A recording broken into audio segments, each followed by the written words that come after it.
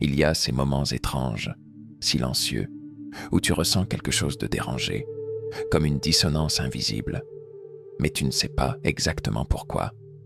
Tu te dis que c'est juste toi, que tu exagères, que l'autre personne ne peut pas être mauvaise puisqu'elle dit t'aimer. Et pourtant, à chaque fois que tu essayes d'exprimer un besoin, même minime, tu te sens coupable. Tu te sens trop ou pas assez. Alors tu ravales tes mots, tu minimises ce que tu ressens. Petit à petit, tu t'effaces, croyant que cela préservera la paix, croyant que c'est ça, aimer. Ce n'est pas de l'amour. C'est une forme subtile de domination émotionnelle. La manipulation ne se crie pas toujours, elle chuchote. Elle se glisse dans les gestes doux, les regards tristes, les silences lourds. Et le plus troublant, c'est qu'elle sait ressembler à la tendresse. Elle s'infiltre sous la peau en te faisant croire que tu es trop sensible, que c'est toi le problème, que tes limites sont des murs injustes.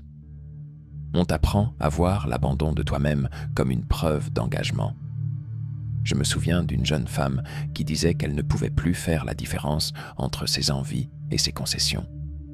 Elle souriait souvent, mais ses yeux semblaient chercher quelque chose.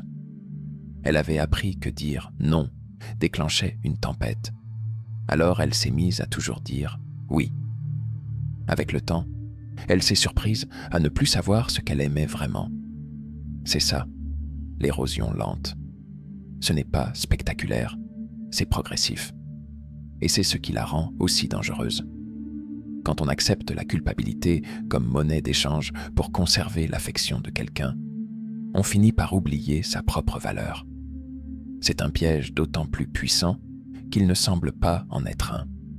On parle souvent des bourreaux visibles, des cris, des coups. Mais il y a une autre forme de violence, beaucoup plus sourde, beaucoup plus insidieuse. Celle qui nous convainc que nous devons nous diminuer pour mériter d'être aimés. Et à force de céder, on en vient à douter de son propre droit à exister sans justification. Il y a ceux qui parlent avec une lame bien cachée derrière leurs mots. Ceux qui, sous couvert de franchise, s'autorisent à blesser. Ils te diront « Je suis juste honnête », comme si cette déclaration suffisait à blanchir la cruauté qui suit. Mais l'honnêteté n'a jamais été un permis d'humilier. Ce genre de vérité ne cherche pas la clarté, elle cherche la domination. Une personne m'a un jour confié qu'elle avait passé des années à croire qu'elle n'était pas assez intelligente, parce que chaque fois qu'elle posait une question, son partenaire lui lançait un regard condescendant, accompagné d'un petit sourire moqueur. Il disait qu'il plaisantait, qu'elle devait apprendre à rire d'elle-même. Alors elle a appris. Elle a ri avec lui et elle s'est tue avec elle-même. Ce type de mépris, déguisé en humour ou en sincérité, est un poison lent. Il ne détruit pas d'un coup, il ronge. Tu commences par douter de ta manière de penser, puis de ta manière d'être. Et plus tu restes, plus tu adaptes ton discours, ta posture, ton rire, pour ne pas déclencher cette ironie acérée. Tu ne cherches plus à être toi, tu cherches à ne pas déranger l'autre. C'est à ce moment-là que la déconnexion commence. D'abord avec l'autre, mais surtout avec toi-même. Carl Jung parlait de cette nécessité d'affirmation pour que la personnalité grandisse. Mais ces interactions ne sont pas un terrain de croissance. Elles sont un champ de mine où tu avances à tâtons, priant de ne pas réveiller une remarque dédaigneuse. Le lien devient un terrain de performance, pas d'authenticité. L'esprit humain est fragile, pas parce qu'il est faible, mais parce qu'il est profondément sensible. Et cette sensibilité mérite une écoute, pas une correction constante. Il ne s'agit pas de chercher la perfection dans nos relations, mais de reconnaître quand la parole blesse plus qu'elle ne construit. L'amour, le vrai, n'a pas besoin de rabaisser pour exister. Il ne cherche pas à avoir raison, il cherche à comprendre. Mais certains préféreront toujours la hauteur à la rencontre. Ceux-là ne sont pas honnêtes, ils sont hautains. Et cela, ce n'est pas un défaut à supporter, c'est un signal à écouter. Il y a des gestes qui ressemblent à de la tendresse, des paroles qui ressemblent à de la sollicitude. Et pourtant, elles emprisonnent. Lorsque quelqu'un commence à décider à ta place ce qui est bon pour toi, à t'éloigner de certaines personnes pour ton bien, à t'empêcher de faire ce que tu aimes sous prétexte de te protéger, alors ce n'est plus de l'amour. C'est du contrôle déguisé en sécurité. Et c'est l'un des masques les plus convaincants de la domination psychologique. On connaît tous cette scène. Quelqu'un qui t'aime dit « Je t'interdis de faire ça, c'est trop dangereux ».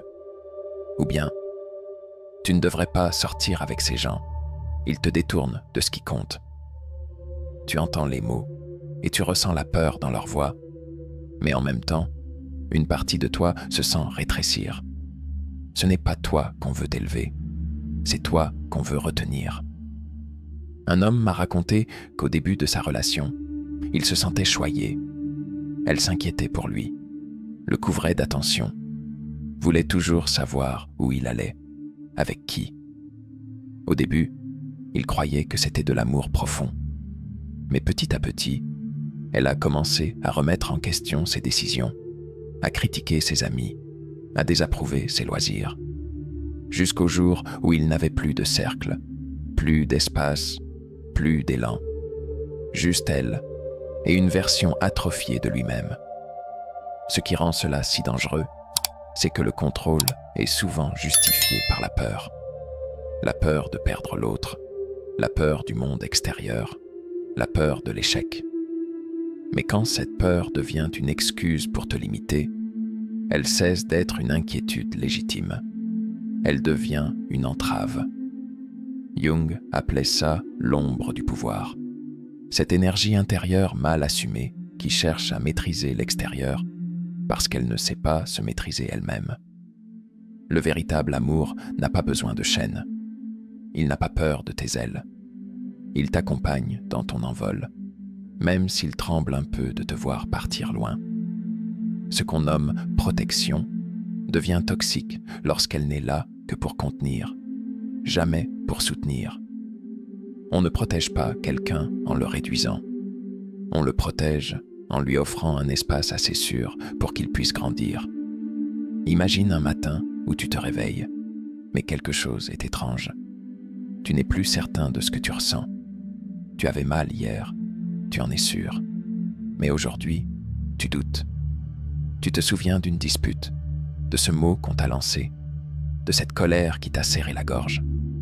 Pourtant, l'autre t'a regardé avec douceur et t'a dit que tu avais tout inventé, que tu étais trop sensible, trop dramatique. Et maintenant, tu n'es plus sûr de rien.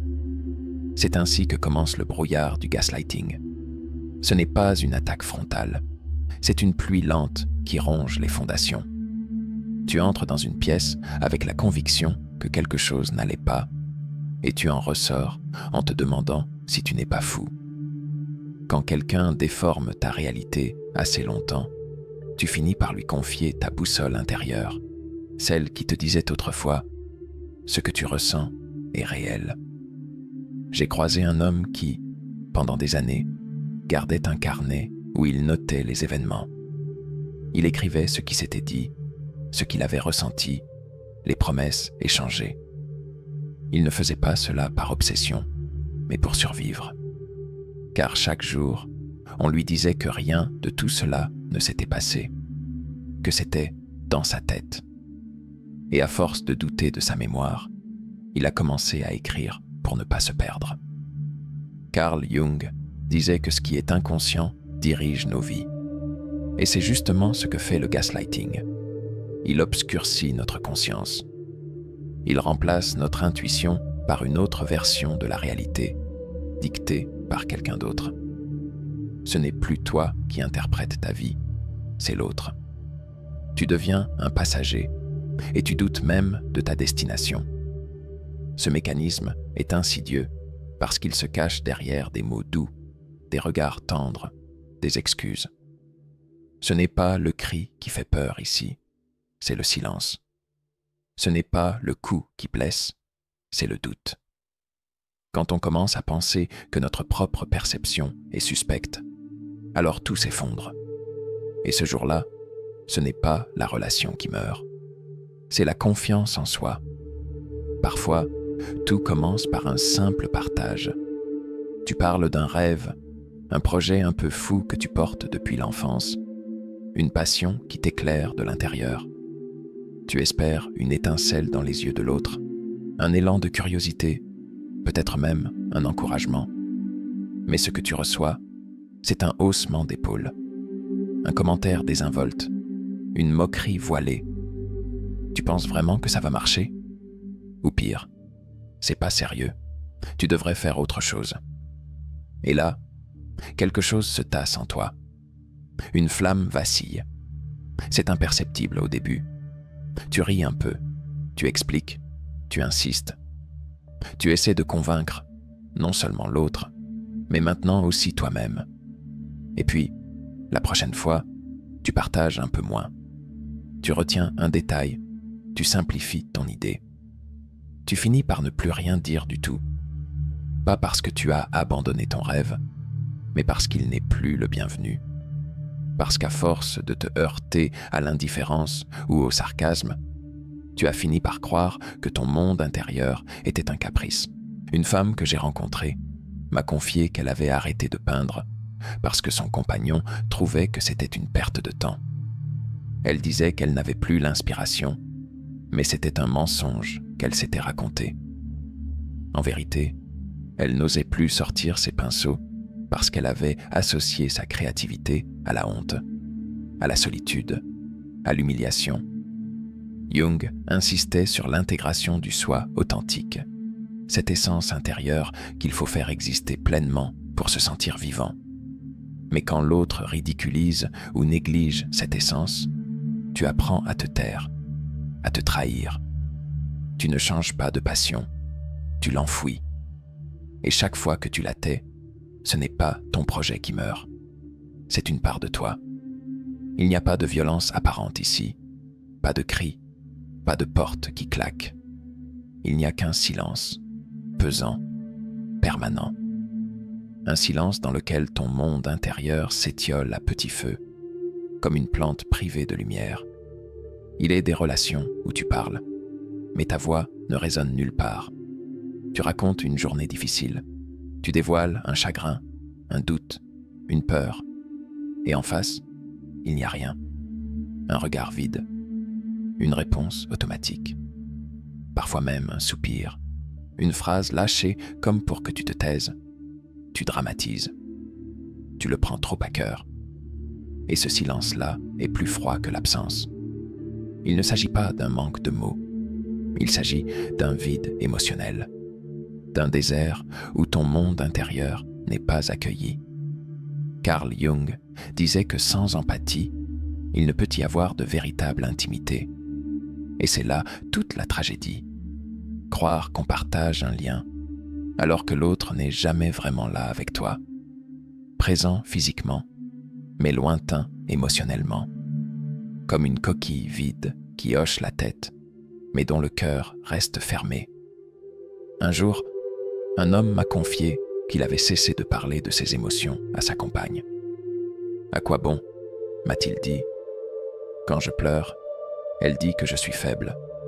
Quand je me montre vulnérable, elle devient distante. » Alors il a appris à se taire, à garder ses tempêtes pour lui. Il a transformé ses nuits en murailles, ses douleurs en silence et son besoin d'écoute en solitude. Ce genre d'absence ne laisse pas de marque visible, mais elle creuse. Elle te pousse à croire que tes besoins sont un fardeau, que ton ressenti est un dérangement. Tu commences à rétrécir ton vocabulaire émotionnel, à simplifier ton monde intérieur pour qu'il tienne dans les limites de ce que l'autre est capable ou veut bien d'écouter. Tu deviens ton propre censeur. Et un jour, sans même t'en rendre compte, tu oublies que tu avais besoin d'être entendu.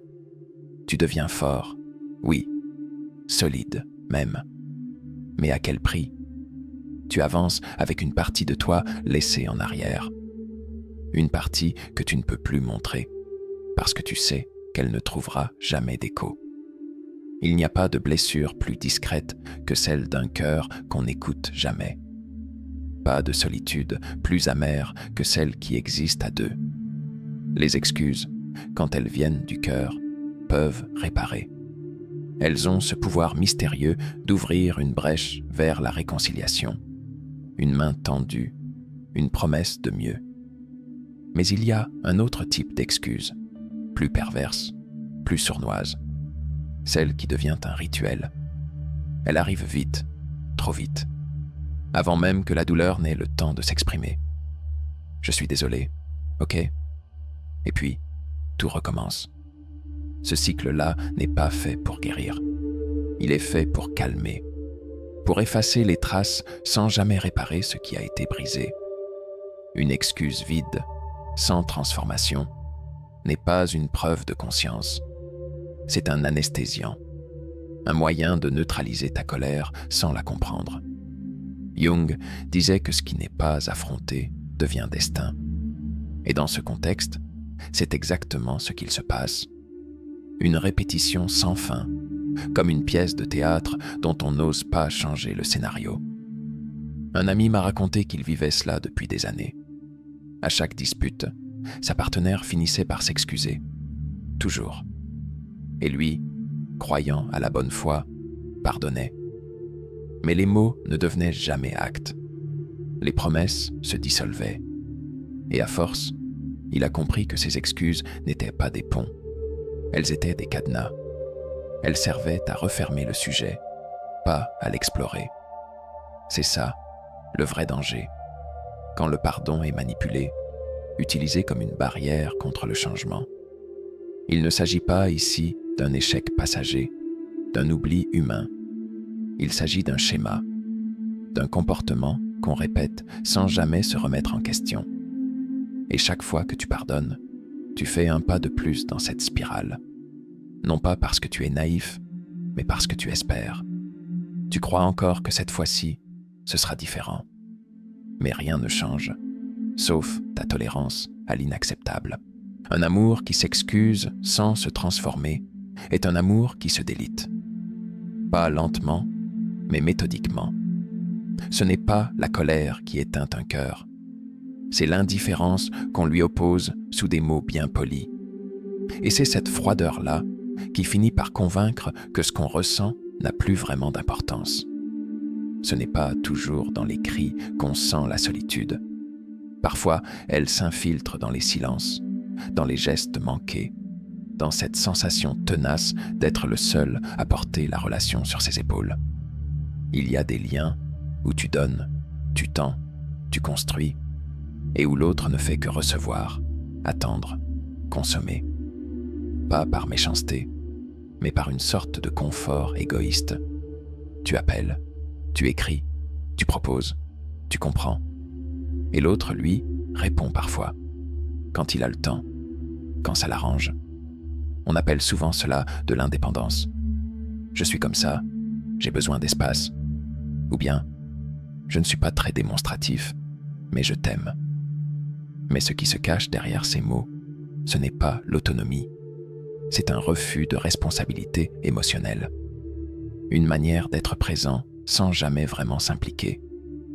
Je pense à cette jeune femme qui organisait toujours les rencontres, les surprises, les discussions profondes. Elle faisait vivre le lien à elle seule. Lui, il laissait venir. Il ne disait pas qu'il ne l'aimait pas, mais il ne construisait rien. Il se contentait d'être là, comme si cela suffisait. Et à force, elle s'est épuisée.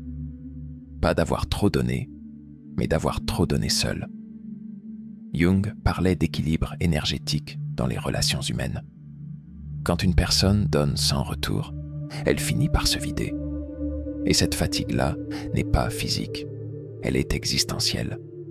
Tu te mets à douter de ta valeur, de ton importance, parce que l'autre ne te reflète rien. Il ne te nie pas, il ne t'écoute pas non plus. Il t'ignore sans malveillance, mais avec une absence si constante qu'elle finit par peser plus lourd qu'un rejet clair. Il y a un moment où tu arrêtes de proposer, où tu n'envoies plus le message, où tu ne tends plus la main. Non pas par vengeance, mais parce que quelque chose en toi s'est figé. Tu comprends alors que tu étais seul, même à deux. Et cette réalisation ne vient pas comme une claque, mais comme une brise glaciale, lente, lucide. Ce n'est pas la solitude qui fait le plus mal. C'est la fausse présence de ceux qui ne s'engagent qu'à moitié. Le sarcasme, ce souffle glacial dissimulé derrière un éclat de rire, est une arme sournoise dans l'arsenal des relations toxiques. Il ne s'agit pas simplement d'humour, mais d'un masque qui cache la critique mordante, l'humiliation voilée, une manière subtile de rabaisser l'autre sans prendre la responsabilité directe. Quand quelqu'un se sert du sarcasme pour attaquer, il détruit doucement la confiance, effaçant la sécurité émotionnelle que l'on devrait trouver dans une relation saine. Sous cette forme de blague, il y a souvent une volonté inconsciente ou consciente de dominer, de prendre le dessus en usant d'une supériorité feinte. Jung nous met en garde contre cette forme d'agression déguisée. Ce n'est pas un simple jeu verbal, c'est une dynamique qui sape l'estime de soi, qui creuse un fossé invisible mais profond entre les personnes. Ce rire à double tranchant qui fait mal sans laisser de traces visibles est une trahison douce amère. Le sarcasme toxique installe une peur constante de l'erreur, du jugement, car chaque remarque a une double lecture, une pique dissimulée. On finit par douter de ses propres perceptions, de ses réactions. Le terrain de la relation devient miné, et la vulnérabilité se transforme en une arme à double sens. Exprimer un ressenti devient risqué, car il peut être tourné en dérision. C'est une prison émotionnelle où la liberté d'être soi s'étiole peu à peu. Ce comportement n'est pas innocent. Il est un symptôme d'un déséquilibre dans la manière de communiquer, de se respecter. Le sarcasme, dans ce contexte, n'est pas un simple jeu de mots, mais une forme de violence émotionnelle qui passe sous les radars parce qu'elle est déguisée.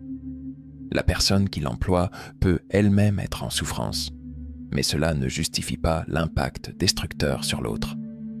L'amour ou la bienveillance réelle ne se cache pas derrière la moquerie, même sous forme d'humour.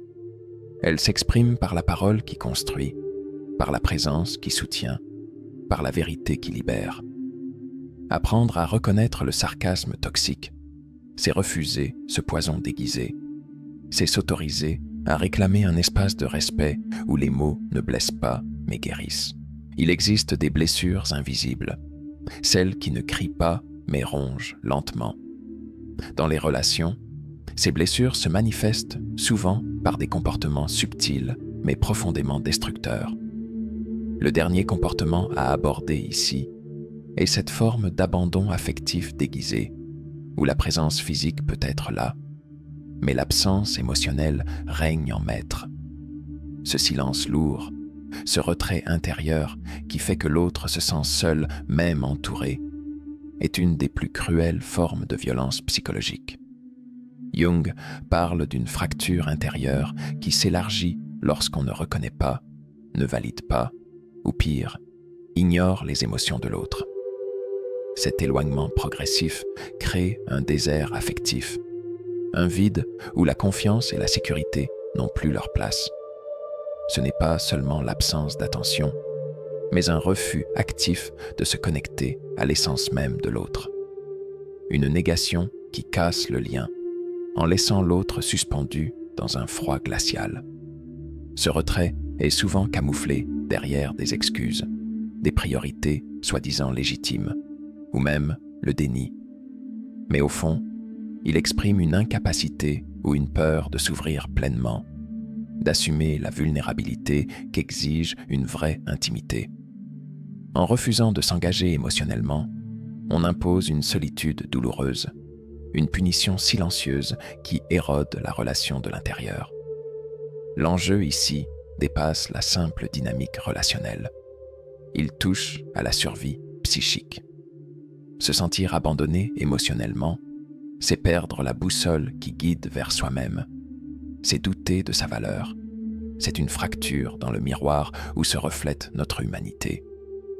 Jung nous rappelle que l'âme réclame une présence authentique pour se déployer, pour guérir. Reconnaître ce comportement, c'est déjà commencer à reprendre le pouvoir sur sa vie affective.